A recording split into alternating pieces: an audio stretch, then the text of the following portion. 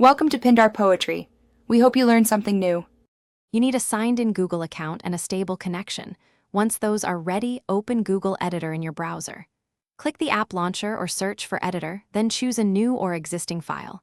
Make sure autosave shows saved or saving so edits aren't lost. Next, scan the toolbar to locate text, insert, and format controls. You'll use them immediately. Once done, position your cursor where you'll start editing and get ready to apply styles and structure. You'll perform the main edits now.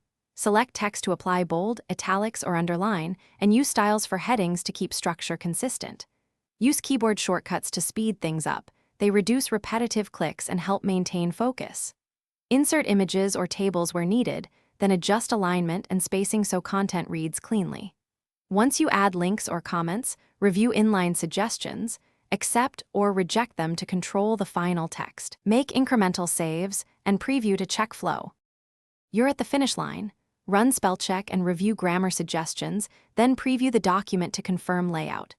Share with collaborators using view, comment, or edit permissions. Set an expiration when necessary to limit access.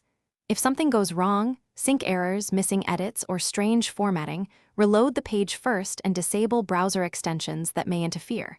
If that fails, open version history to restore a prior state.